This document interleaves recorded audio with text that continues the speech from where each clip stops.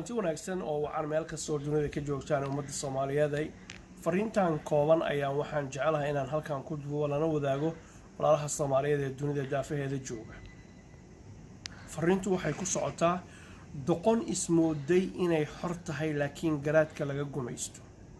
Doqontaas ayaa siyaabo fara badan mar walba aad u aragtaan ama u maqashaan ayagoo ka sheekeynaya reehebel waa xun yihiin, reehebel waa fiican yihiin, annagu waxaan nahay lafta geela badha, annagu waxaan nahay laf weyn iyo waxyaalaha la midka ah.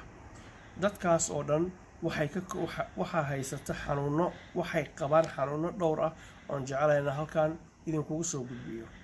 Xanuun la yiraahdo kalsooni darro iyo cuqdad ayaa laga qaadaa qabyaaladda iyo weliba colaad waarta. 28 sano oo dalkeena hooyo oo burbursanaa ayaa waxaan hareeyay qoysas dhowr ah oo ayagu doonaya inay dad iyo dalba ayaga u taliyaan. Qoysaskaas oo si fiican u taqaanaan kuna caanbaxay fashilaad, ceeb, hagardaamo iyo shisheeye u shaqee in yar oo kamid ah oo madax sheegata weeyaan. Qoysasku yey kala yihiin. Qabiilkiina ayaa kamid ah, kan aniga la igu sheegay ayaa kamid ah. Waa ilmo faata huruuse, reesar ayaa ma cunay iyo ilmo tuur yara bidaay. Kalsooni darro ayaa idin haysa. ummadda Soomaaliyeed ee dhalinyarada u badan dabad iyo gudo waxay ku tashteen go'aan ku gaareen qalbigoodana ka guuxaya ayatiinkooda inay gacanta ku dhigaan maandeeqna ay mar labaad cagaheeda ku istaagto.